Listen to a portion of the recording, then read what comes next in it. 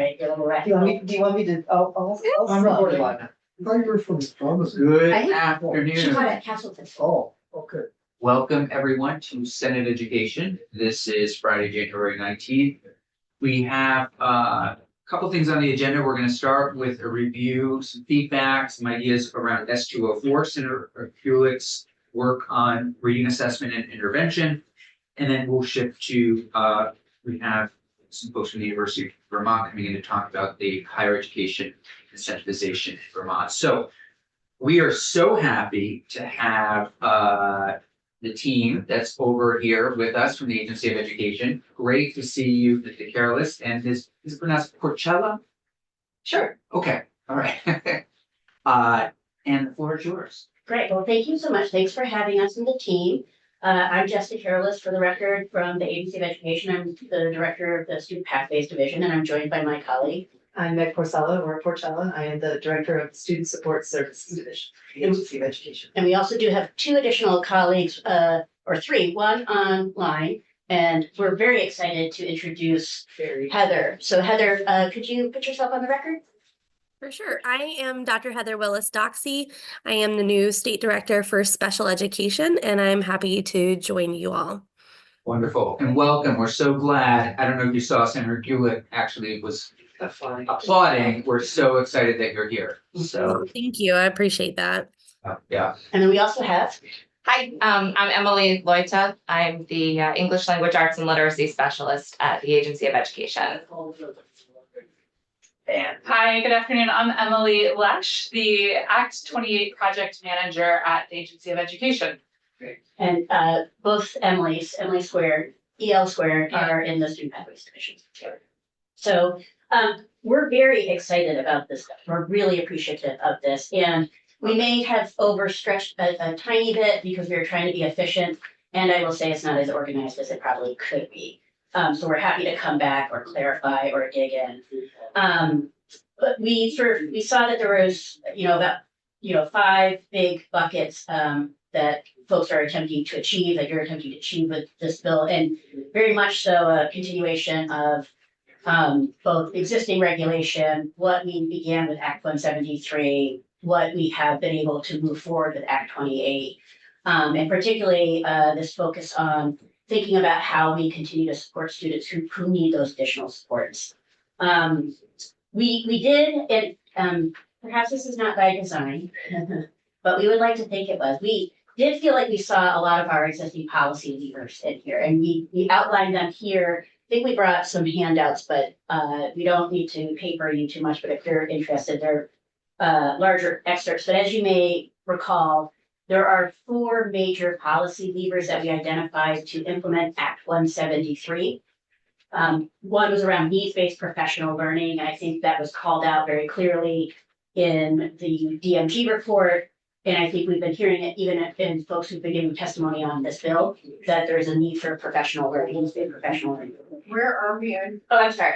I'm not reading the testimony directly, but we're on page 2. Okay.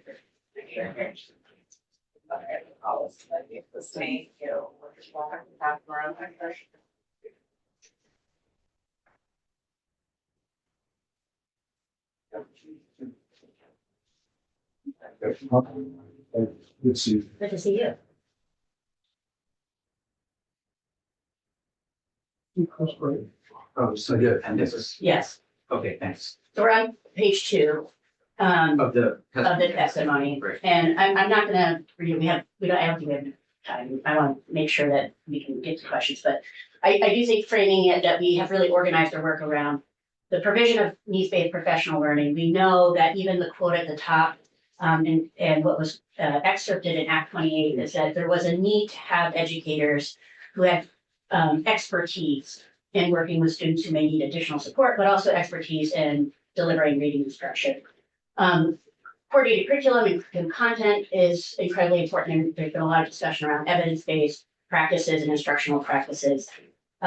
Tiered systems of support and education support teams, and there's a lot in this bill that I think is reflecting those layered systems of support, and how is it that we are collecting student data and then responding to that data in a timely fashion.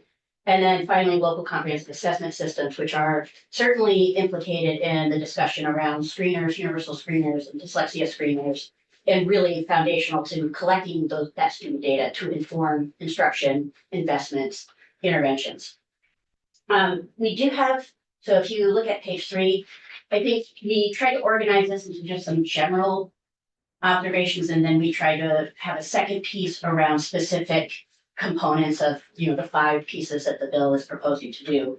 The testimony, not the appendix, so sorry. This is a fun game that we like to play on a Friday, which is, which piece of paper should you be looking at? It's Friday, all right. Are you speaking to like very specific technical changes in the bill right now, or are these just more like broad? I'm gonna give some broad, and then there's some specifics. Okay, great. And you could take or leave it as if. But generally, you're coming with supportive, encouraging enthusiasm for the bill itself. Yeah, That's- particularly sounds like because a it staple. fits, Great. much of it fits within Great. what we're trying to do and what we have been doing and Great. continues us in a direction. Thank you. Generally, there's a terminology section on page 3. And we're not trying to be nitpicky, but I think just this idea of like deficiency sometimes can strike people the wrong way. And we understand that even if it's used as a term of art, sometimes it feels like it's applying to a person and not like a skill. And so we, recommend something like exhibits a substantial reading deficit. So that this idea that deficits can be overcome, but if you're deficient as a human being, it kind of doesn't always strike the right way. We also were thinking that perhaps aligning to definitions of dysgraphia and dyslexia that are in accordance with IDEA and how it describes specific learning disabilities, but also, and we both have them hyperlinked, but excerpted here. Certainly the International Dyslexia Association's definition of dyslexia might be just a good fit for consistency going forward, and so that there's not, terminology mix up. And then again, and we have to do this all the time, just wherever there's parent or family, perhaps replacing with caregiver or guardian, knowing that we have folks who have different family configurations. Thanks. Sure. As far as fiscal and programmatic impact, and I would not, it may be selfish, but I would not be doing myself a service or my colleagues a service if I didn't identify that we do have a literacy project manager position who has been able to help us advance this work, despite sometimes some pretty significant obstacles. An example would be, our contract, right? It took, I think ADS identified after 2 years that they were not going to leave the contract, right? And we executed that within a month, and I think it's only because of the additional capacity that we had.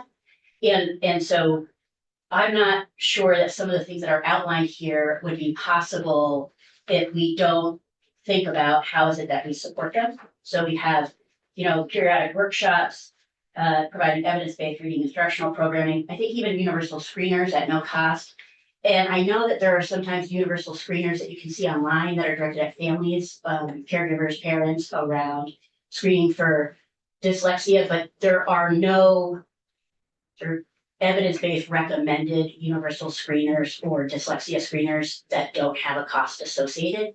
And that there is no state appropriation that exists prior to the pandemic or after that would allow us to sort of achieve that goal of providing universal screeners at no cost to all school districts and independent schools. However, I am very appreciative of the inclusion of independent schools because certainly if we want to advance literacy learning in the state, it's not just for some students, right? We want it for everyone, and we're highly appreciative of that. But we did pull together an estimate and looking at the professional learning, the grants, the coaching that we've been able to provide specific to literacy, including in areas of assessment, purchasing assessment, et cetera, that has all been federally funded, and that's been approximately $6 million of our ESSER funds that we've used to advance that work. We are not expecting that the state would be giving us $6 million, but to understand that when we're wanting to do something, and certainly with inflation and the pandemic, costs have gone up across the board, including with vendors who provide services to state education agencies. Can I start? Sure. Sorry, Yeah, Please. Chair. Yeah, please go for it. I just wanna make sure I'm understanding, knowing that it's late in the day on a Friday. So in this section, fiscal and programmatic impact, so I think it seems like there's not a recommendation, because I'm not sure if you can do that, but a maybe suggestion, or you're identifying that the literacy project manager position should continue, correct? That would be my recommendation. Okay. And then in terms of the universal screeners at no cost, so you're saying that that seems virtually impossible. So the options would be that we either find a source, a financial source to pay for the universal screeners, or you would ask local LEAs to pay for their own. With a Yeah. recommendation coming from you. Yeah, and I think that that is very achievable. Yeah. One, we have already pushed out about $350,000 in grants to help locals purchase assessment systems and programs. We have also been publishing guidance, which I believe we also have, but we will not hand out right now because I'm sure it'll be confusing, but we can continue to tailor those recommendations and that guidance. But they do have funds, and because it's already in the education quality standards that you have to have a local comprehensive assessment system. Our guidance then says part of that includes universal screeners. And then we talk about what types of universal screeners and what they do. All of that is already a requirement, and they have funds. And so that seems the most efficient for the state. Yeah. We've been already pushing them in that direction, and they want to go in that direction. I would say if there was to be an investment of an appropriation of any sort, it would be to continue to support both the mechanism by which we can provide professional learning through our learning management system and to design professional learning.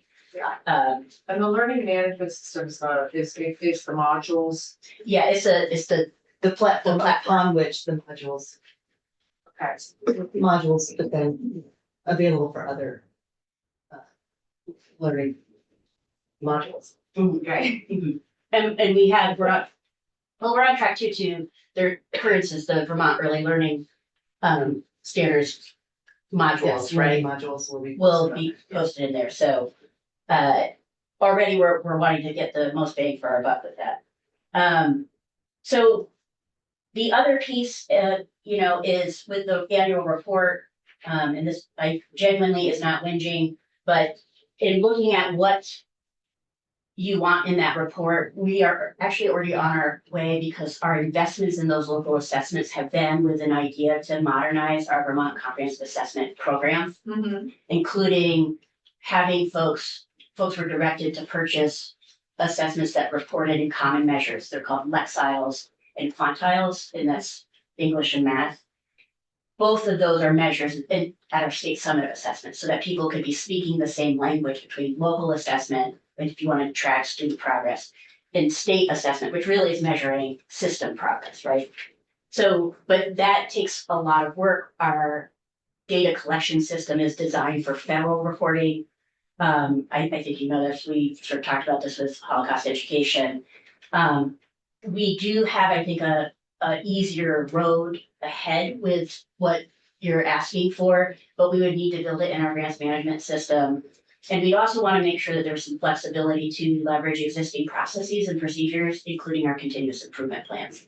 I think at our last review, almost every system had literacy in the continuous improvement plan. And what we would want to do is have people having to report the same information in multiple places. And we want to just make sure that we could design a process in which if we're asking for data to inform a report, that they only really have to do it once and we're ingesting it in one place. Right, okay, so Yeah. it sounds like we'll have to dig into that. a little Yeah, bit. we could, but Yeah. and I think just a little bit more of a longer timeline for us to like do that. Okay. Would be helpful. And I think I already touched on this around the professional learning. So the last piece would be, and I think all of us have consistently breezed over this, is in 60 VSA 2903B, the Agency of Education is not identified as the responsible party for literacy learning in the state. It's the State Board of Ed and the Agency of Human Services. And I don't know if we want to correct that. I would. Okay. Okay, Say that again. yeah, we're not in Yes, statute. to the chair, but. Can you say it all again? Yeah, Sure. So 16 VSA. yeah, Right, so in part B, it describes that the responsible entities for literacy learning and the state literacy plan are the State Board of Education and the Agency of Human Services. Yes. I know. Good. See, everyone, right? I know, but that's how, right? I mean, there's a lot of work here, so, right? Here's the opportunity. Who knew? yeah. All right, wow. Okay, thank you so Yeah. much for pointing that out. So, getting into some of the specific pieces, I would just skip over but what's there, and you'll have the digital copy, is there's some hyperlinks so you can see some samples of the guidance that we've provided. And we, again, are just incredibly grateful for using, assessments and terminology that are consistent with already existing, regulation.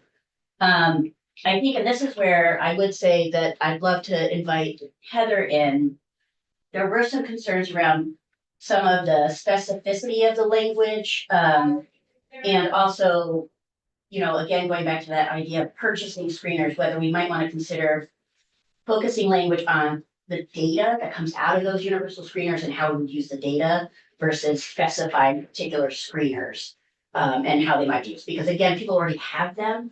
As we think, we reported about 65% of the SUs that responded, I think it was 42 SUs responded to our survey, are using screeners, universal screeners. And so we wouldn't want to have them spend effort like thinking that they have to roll those over, but rather consulting with us, identifying that what this screener can do and that it is in service to the goals of this bill, and then focusing on how you then use the data versus, we're gonna wipe everything out, all that investment, and then push something new out at expense to the I state. know this is a hard question, but I mean, are you confident that screeners that exist right now in Vermont are quality?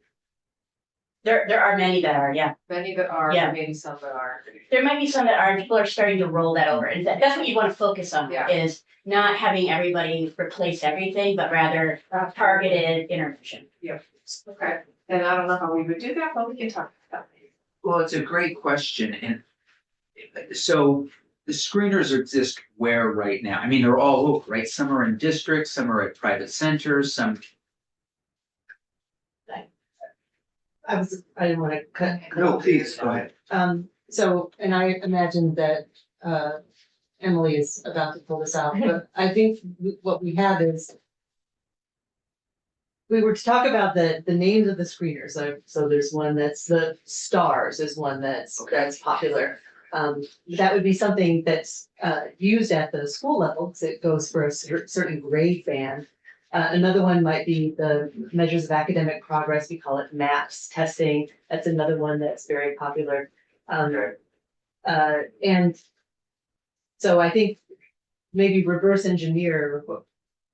Those are the two that are the most popular, I believe. I'm not saying something that's out of line. And then maybe if we were aware of schools that were using ones that were lower on the scale of an evidence base, then that's where we could target the, are you getting the right data from the way you're using this particular screener? Right.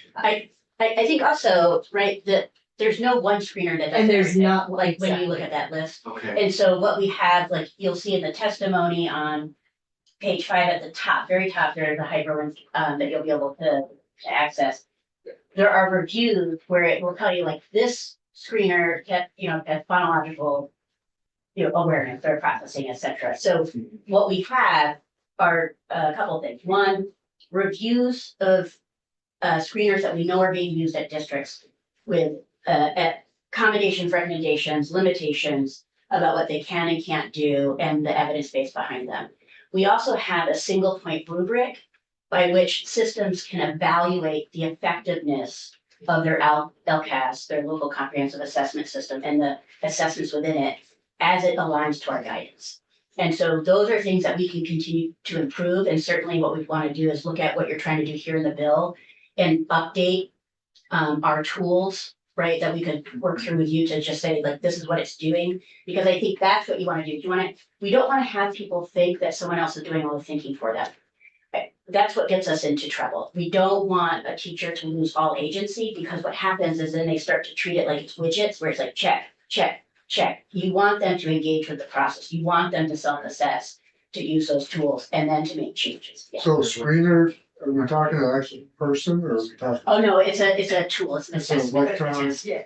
Well, digital? actually, I think a lot of them are done face to face. It's one teacher to one. But we're not depending on talking about age the of the- we're talking about tests, yeah. Yeah, but we are talking about assessments. But I don't, yeah. We can get into the mode, Yeah. but That was a question I had for you, was do you feel that, so we had someone in to testify the other day who had gone through the Gillingham Mhm, program to learn how to teach how to read. mhm. Did I say that right? Mhm. Right, yeah. Do you feel that, the modules that have been created and the other resources that you're providing, do you feel like it would adequately teach someone how to teach the science of reading? I think we have designed this to be a 101, but I would invite Lloyd and Lish, because we did take screenshots, but we did not bring them in the front me. If you want to talk about maybe what's in those outlines, to just share a little bit about the content.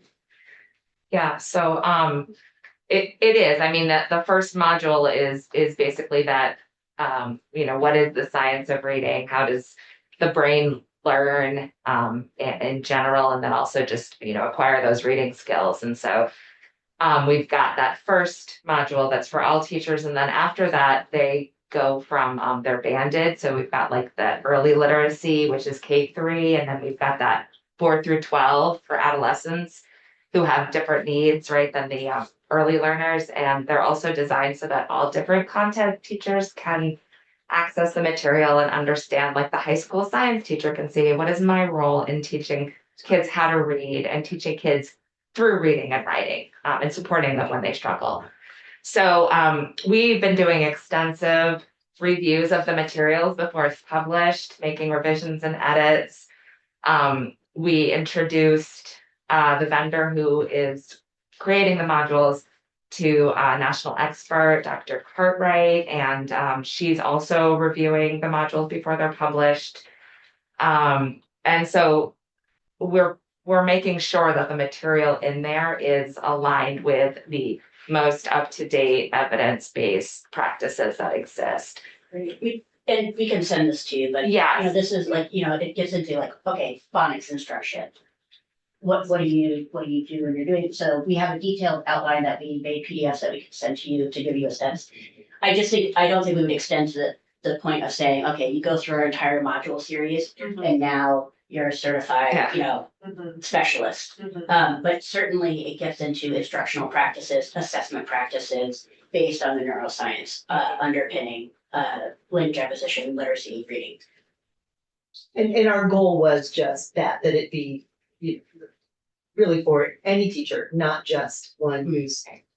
Yeah. So, but then for this first set, and then with the We had a ability vision. to add on more discrete topics around that could be tailored for specific teachers that maybe the high school science teacher would need, but that again goes back to the learning management system and just like the grand scheme.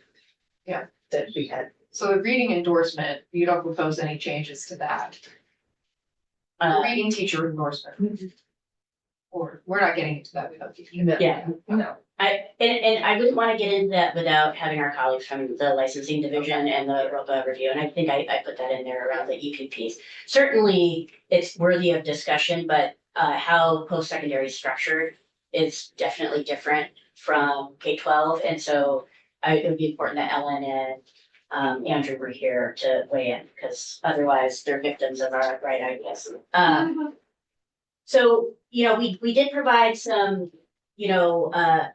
proposed edits, but I wouldn't weigh into that too heavily. It was trying to be efficient and then really being like, it'd probably be better for another time. I do think this idea of replacing language that like focuses so that it focuses on using the data, right, with then informing intervention and actions and instructional practice, et cetera, versus focusing on being like, these are all the things that, you know, your screeners must do. Again, I think to stay evergreen, to stay current with educational research, but also because there's just no one screener that does it all. There are also screeners that folks may have that maybe they are not designed specifically as screeners of dyslexia, but certainly can give information about propensities towards or risks of having a reading deficit. And again, staying away from that language of a disorder or disability, because obviously that's when they're moving through those layers of support. So you're suggesting an edit on the second page of the bill where it talks about the universal screeners. And screeners for dyslexia characteristics shall measure skills based on grade level predictive measures, including. And you don't like that list, letter sound and naming fluency, phonemic awareness. Yeah, I think we could just target it at like, in order to inform, right? What it is that you're going to do, because we can provide the guidance. There is already guidance around what informs. You know, what you might use for dyslexia, what you might be doing for universal screener. Is it a totally exhaustive list or is it not? I feel like by having that level of specificity, it might create some confusion and versus having it in rule policy and guidance. I If that thought makes think sense. about that, because I mean, Yeah. I do think one of the. And we can give you, Of if the we go bill back, yeah, is to get specific, you know, it is to. yeah, Specific around the actual diagnosis. Specific Yeah. around pretty much everything. Yeah. But definitely, you know, what to do, you know, mhm, when you're, yeah, yeah. yeah. So, let me just think. So Heather, I'm wondering if you might want to weigh in here? Yeah, so hi everybody. Again, I'm Heather Willis Doxey, and I also come from a strong background in literacy work with the Florida Department of Education. I was the deputy director for Just Read Florida there and was already heavily involved in a lot of policy around what we're doing here in Vermont. The caution, again, Heather, can I just ask you real quick? Sorry to interrupt you. When you say, when you talk about literacy, the science of reading literacy, I mean, there's, you know, literacy can mean Yeah. so. That's a fair question. Literacy does mean so much. So in the general umbrella of literacy, I also served as the special education reading specialist prior to going into leadership in the actual reading department, and led the state in professional development and technical assistance in the area of dyslexia. And I went back to gain knowledge, and if there's ever the opportunity to share a little bit more, I don't want to go into too many details right now, but I am very passionate about making sure that educators have the tools and the professional development that they need to not only teach students to read, but to understand when students don't understand and they're not getting it, what in the world am I supposed to do about it? And I think that's where the root of what the bill is trying to get at. When we circle back around and focus on how we're preparing teachers and making sure they have the knowledge, because we don't always get that coming through a teacher preparation program, or some who come to teaching as their second field for their career. We haven't always been able to have the opportunity to get that knowledge to know what to do. And so I would really encourage, to focus the attention there. But speaking back to the specific language about what needs to be included in a screener, I have not found currently on the market that there is a screener that screens for each of those key areas. And I'm familiar with the background of where those key areas to be included in a screener came from the International Dyslexia Association. But even they will agree that there is not one reading tool or assessment that will assess all of those areas. And so being able to go back to the list that we currently provide to our local education agencies about the reading and literacy assessments that are out there, how do we then give them the information that these key areas that you've outlined, these are the ones that are addressed in these screeners, and how do we educate on what are the characteristics of dyslexia, and how do we use the current reading screening that we are using in our school districts to identify those students who may have characteristics of dyslexia. And then what does that specific intensive intervention look like for those students? So I don't think it's a bad to outline like what's important to consider, but if we write it in the way that you have to have all of these in your screener, it doesn't exist. Like it's not available. You can't purchase something that assesses all of those areas. And we also have to keep in mind that a screener is meant to be brief. And so if we have to pull from multiple assessments to get at all of those areas, not that that's a bad thing, but it's no longer a screener. It's more a diagnostic, like you're digging down and doing time-intensive assessment of students. I just want to go back to Senator Bulick's original question, though, and I may have missed the answer. Like, I think the question was, in terms of literacy, how would you define maybe your background? Is it science of reading? Is it, you know, I think, did I miss the answer there? Full language. Like, tell us a little bit about that. For sure. So I definitely follow the science of reading, Okay. and have done a lot of work closely aligned to the International Dyslexia Association.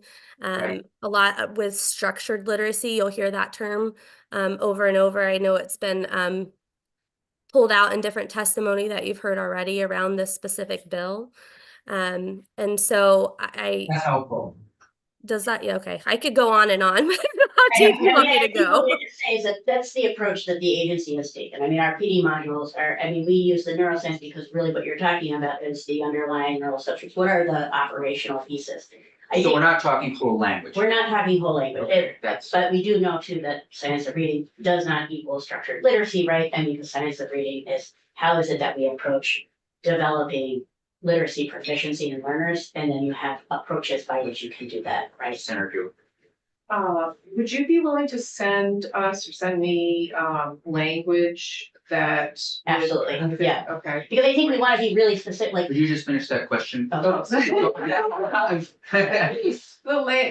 language that would fit for Yes, is with the yeah. screeners, Yeah, if this yeah. isn't quite right, Yeah. then what would be as comprehensive as possible? Right, That we might see in some of Yeah. our screeners, because we wanna kind of try to Yeah. mimic that, right? including like the for instance language, right? Yeah, Because what we want to do is we want to say, don't think that you're just going to check box it the way through, because you might then, that runs the risk of pulling people out of actually instruction. Right. And even the IDA, right, says, you know, you don't want to have assessment that then starts to interfere with teaching and learning. Yeah. Right, so that's our one recommendation. And to your point, then it would help if there was a screener and assessment being used that did not match it, so then it could point people to the best practice. yeah, that'd be great. And that's where the single point rubric comes in, Yes. that you can evaluate. I know we're getting close on time, so, No, you're good, actually. oh, okay, Hey, wait. No, you're not good. I know, I had that feeling, I had that sense. Now that you're not good. Mhm. Wait, you are good. Oh, you They're are? coming at 2:45? Yeah, you're good. Oh, You're good. So this okay. shifted, sorry. Oh, Okay.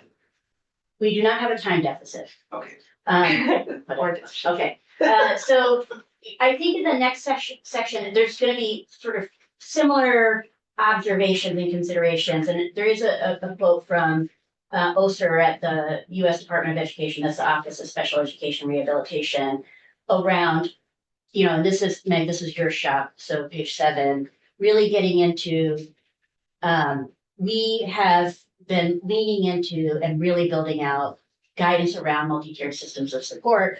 We also have guidance on working with students who are then subsequently identified with disabilities. And so we want to make sure that our language is generally in alignment with what we already have in regulation. I don't know if you wanted to speak to this section on to provide reading interventions for students who exhibit substantial deficiencies in reading.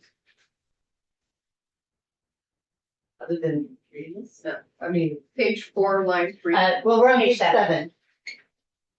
of the bill or of your? So this would be section 1 D through F. So Just get it in. generally the Serial. concern being that as much as possible to have language that aligns with and reflects existing law, rule, and policy. No, this is page 7 of their Yes, testimony, I got not it. their Yeah. appendices. Yes. That makes See. sense. When we think more is more, it's not. But I think from that perspective of to what degree we might already have some of this guidance through our layered systems of support in place that we could reference so that we don't run the risk of it getting muddied for people. And there are definitely challenges around implementation and as people think about how students receive additional supports. I think particularly, and if I'm remembering correctly, there may be timelines also in this section or one of the next, and wanting to make sure that if we're referencing something like an individual reading plan, knowing that already in our education quality standards, there is language around identifying additional supports in students' personalized learning plans. Those things are often reflected in education support team plans, EST plans, in section 504 plans, in IEP or individual education plans. And so what we wouldn't want is some guidance about what kind of instruction and support a student should be getting outside of structures that already exist within the school that should be used, if that makes sense. Does make sense. And we can, again, draft some language if that would be helpful so that we're getting at what you want, but using the same language That'd be great. that's in existing. Yeah, it's the independent reading plan has been referenced before also, so Yeah, I've already been alerted to that. yeah, okay, sorry, yeah. Thank you for breaking up your yeah. So I think getting into that school districts and approved independent school to provide families with notification of identified reading deficiencies. And that is where you're making some recommendations around parent notification and 100%, be 100% support parent notification and also understand the desire to have that happen as quickly as possible. And again, we're open. I just know that there could be some conflict with existing federal and state law, rule and policy that has very specific guidelines around notification, child find, those types of pieces. And looking at that 15-day window, knowing that generally under IDA, there's a 30-day notification period. And again, Yes. Heather, please correct me if I'm wrong in any of this, but wondering if we might want to align some of those timelines to that so that there's just what you wouldn't want is someone conflating and then, thinking they have to do 15 days when they have 30 days, right? Or vice versa. But rather saying, okay, particularly if there's the possibility that this is getting to a point where a student maybe is identified as having a disorder or disability and not, a deficit. That then moves into the IEP realm, and then you don't want to have something where you've got one law, a state law conflicting saying 15 days, federal law saying 30 days, and then they're fighting, right? Right. And again, we'd be happy to draft language and again, if you stick with 15 days, we understand, but I that would be something that could create some confusion. I mean, would it be possible to do 15 days for a non-IEP 504 student or whatever? And then, It's interesting. I don't think we have anything around educational support teams where we have guidance that represents a timeline other than to say, families should be the caregivers should be part of the conversation from the beginning as soon as. So that is something I think would be happy to look into when we go back.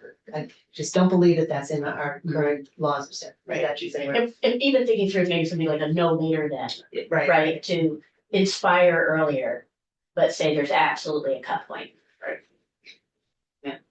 What's the pushback on that? I mean, I'm just thinking about our Vermont MTSS survey has questions in it around when families are notified around educational support team. And I don't have the numbers in front of me, but what I would be very happy to do is find out what's the percentage, because I imagine it's fairly high But that, it would be good to look at the numbers. It wouldn't be specific to literacy, of course, but it could be just when an educational support team is convened around a particular kiddo. What's the timeline, or what's the percentage of families that are notified right away? And I think that might give us an idea of what we're talking about in terms of need. Is it a small percentage that we're really trying to target, or is it more of a universal across our schools and districts? So I'd be very happy to dig into that and report back. But as far as like that question about like, what's the pushback, There is. we're not Okay. assuming, yeah. Yeah, You okay. know, I sat on an ESD leadership team. We met on a weekly basis. We went through every student was hitting our flags in our early warning system. And looking at them, you know, Yeah. most teachers look in families the Mhm. beginning, you know, it's, your child is, I notice they're struggling, what do you Yeah. know? Yeah. So, Sooner the better. So the next section, and this is section 1G through J, I believe, school districts and approved independent schools to report certain reading performance data to the agency. Again, we're really excited about this and have been working towards this, but I do think we're gonna need, it's a complex process. We would need some time to build this out. We have been continuing our work both with the Region 1 Comprehensive Center, which I think we referenced in our testimony on the 5th. We're working with the Vermont Curriculum Leaders Association. We rolled out our literacy learning plan template and our playbook for system leaders for the state literacy plan. And with that, that will be a tool, and many states have these. And in fact, actually, we were just posted on LinkedIn. But from that perspective of looking at building that out, that could mirror some of the data points that you've outlined here that you want to collect. Building that into a web-based platform so that we can collect that in a way that then can report data. There's a data collection component in our grants management system. That's also where our continuous improvement plan lives.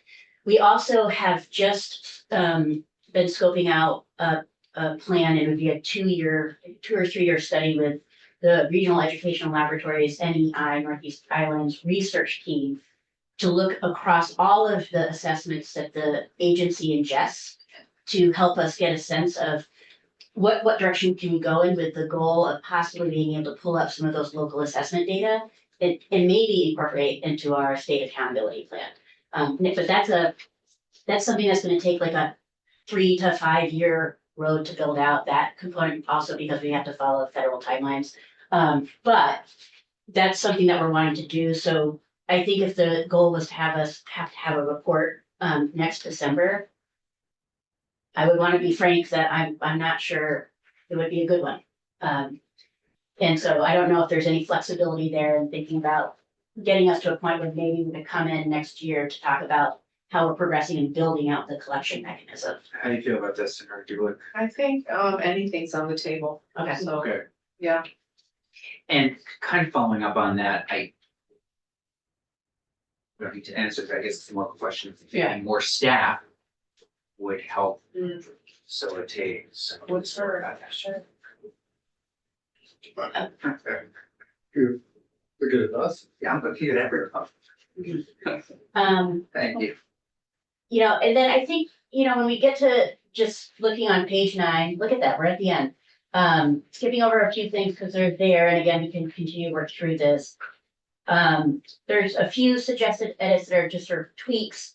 I think that with I already said this, but with the EPP, the educator prep programs, I really want to have folks from the Education Quality Division who oversee the ROPA, the results oriented program approval process, here to speak to that, because I'm not really sure if I understand what is meant by reading instructional program.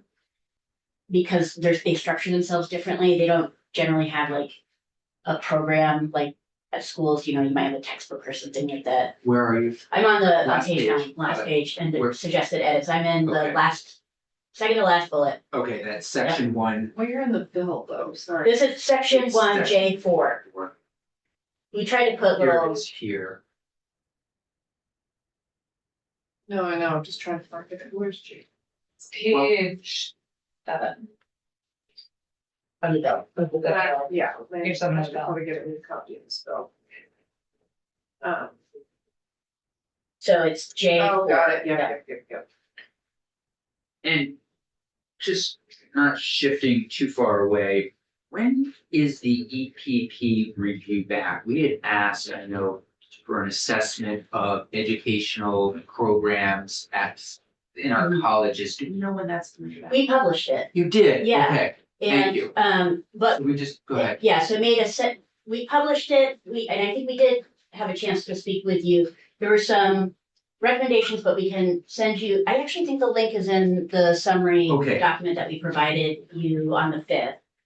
When we testified of like the activities that we engaged in, there's a report hyperlink, but I will send it to you. Do you mind just resending it to me? Yeah, I'm wondering if absolutely. Senator Gulick, is that where your question to, maybe it was, I don't remember what college, but I think you asked a question about whole language. Is that where that came from? Yes.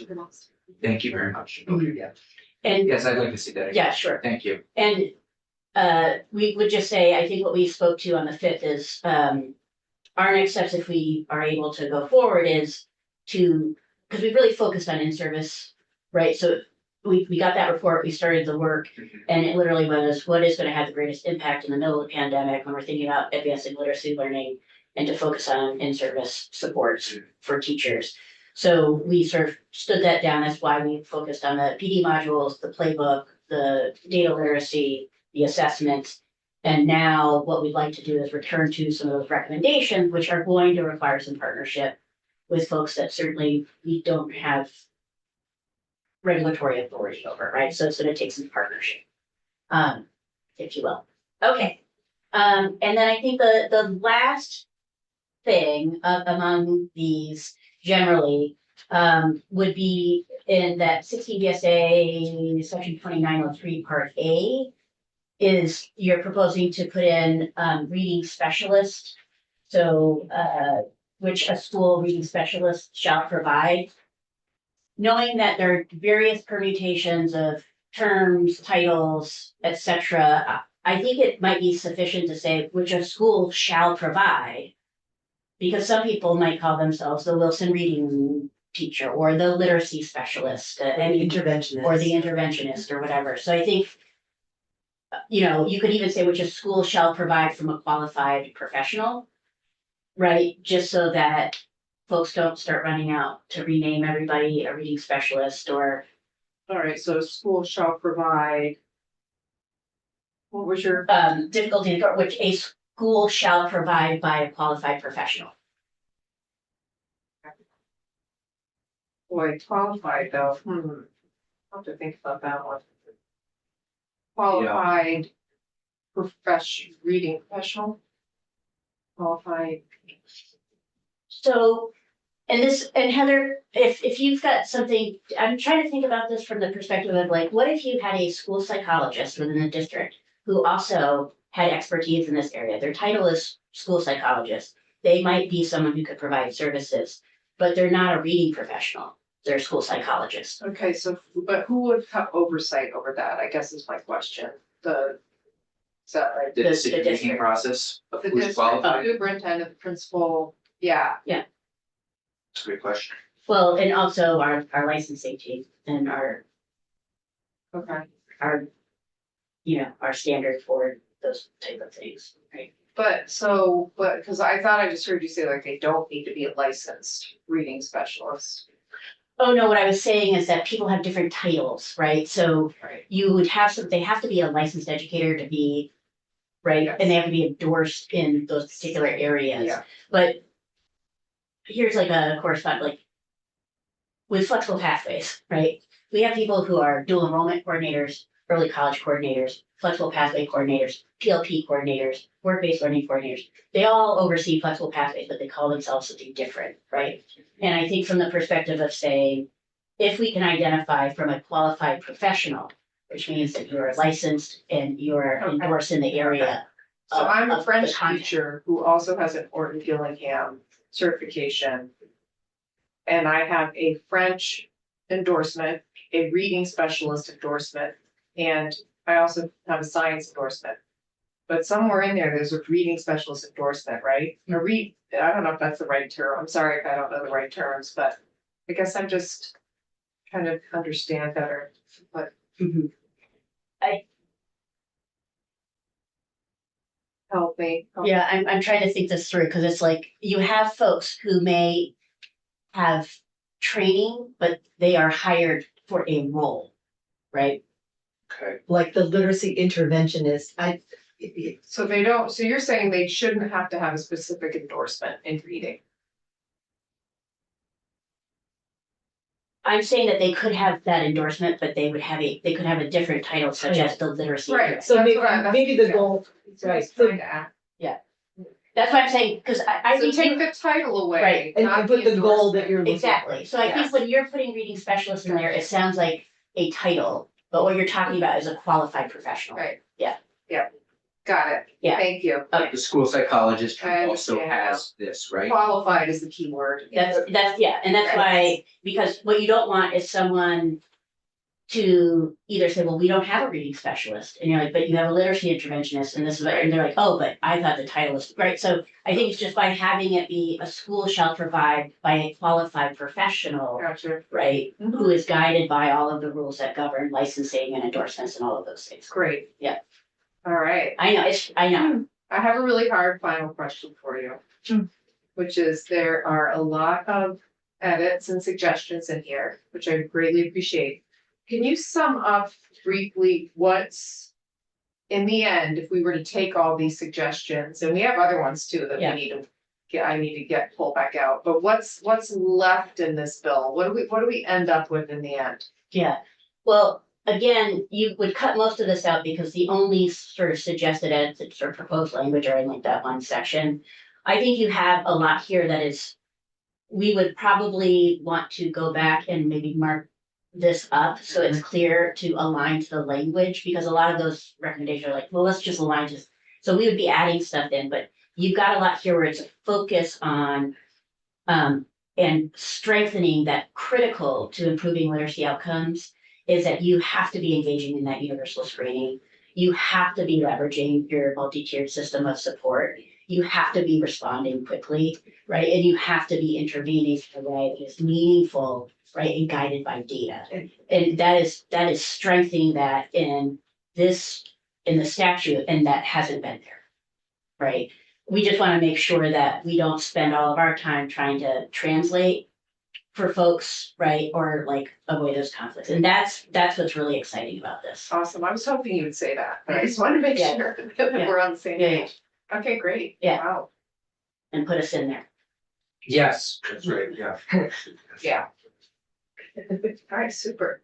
Any other comments from Ms. Lesh? Did you want to? No? I don't have anything further right now. Yeah, no, I think Great. everyone's Sorry, hear me again? done a great job. Emily. Emily, Loita, It's really easy. just Emily, say Emily. Emily. Oh. Dr. Doxy, Willis Doxy. Willis Doxy, thank you. That's okay. I'll answer to either Dr. Heather, Dr. Willis Doxy. No, I'm excited to see, in a legislative approach in the things that we've already put in place in school districts that are best practice, this just kind of has a formal placeholder for it. And I appreciate the collaborative spirit to ensure that we're able to clear up any language that maybe may cause some confusion out in the school district. So I just appreciate the time to be able to collaborate with you guys to make sure that we're all sharing our perspectives and getting it right.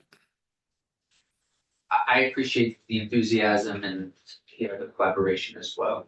So we're all Yeah, thank you so excited. much. That's right. Work still to do, but we're gonna start to mark it up next week Awesome. and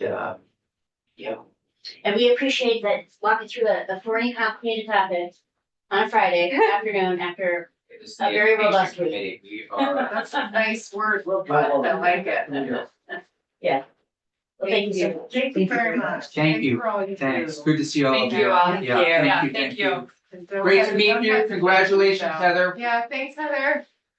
Great seeing all of you.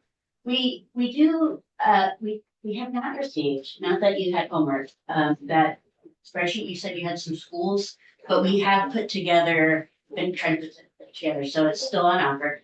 If you're interested, you want to send that over. Okay. And then we also had a fantastic conversation with the U.S. Holocaust Memorial Museum this week, and our meeting with them next week, they're gonna be helping us with our scope and sequence. And have offered to come up and provide professional learning. So just wanted to share. That's a wonderful job. That's Thank great, you. Jess. And Yeah. the other thing we learned yesterday is, and I believe it might be in our folders, Holocaust education, and here's the other, thing, I'm sure this has been told to me a million times, but it's in the standards. Yeah, and Senator, Mr. Fannin sent us the link and it's, so I think that was pretty good. The committee needs to marinate on it over the Yeah. weekend and we'll have a conversation next week. Right. Yeah. Okay. Thank you so Thank you much. Thank you all. Have a great So, weekend. It's such important work. Thank you. Again, Great and seeing Melissa, you. nice to see you in person. Yes, you too. Hey. Bye, Heather. Bye, Heather.